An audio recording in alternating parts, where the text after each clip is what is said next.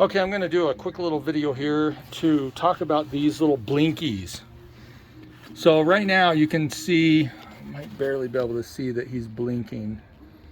And they call them blinkies, which is actually kind of funny.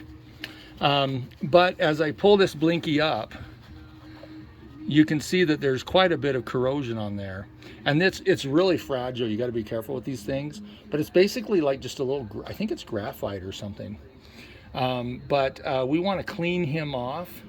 Sometimes the blinkies will stop working, and it's just because they've got corrosion on the inside, and I'll show you what that looks like to clean these off. Okay, so when you pull this thing out, basically this connects 3 cells back because you want 5 to 6 volts on this little guy. So I take a little paper towel and I just gently scrape it down. You just kind of scrape it down a little bit and kind of clean this up. You get that corrosion off, and then it enables it to connect better to the water, the electrolyte fluid inside. These are designed to tell you when your water is low in your cell, because as I pulled up on this, you'll see that, let's see when it stops blinking, right about there, it stops blinking. And then if I go down just a little bit deeper, it'll connect with the water, and there it's starting to blink again. So when the water inside the cell gets too low, these guys are designed to tell you if they're, basically if you see green, you're good. If you see red, you should check it. And if it's not blinking at all, you should check the water levels and also clean this guy. Now notice that there's only one cell here that has the blinky in it. The idea is that one cell should work the same as all these cells, but that's not always the case.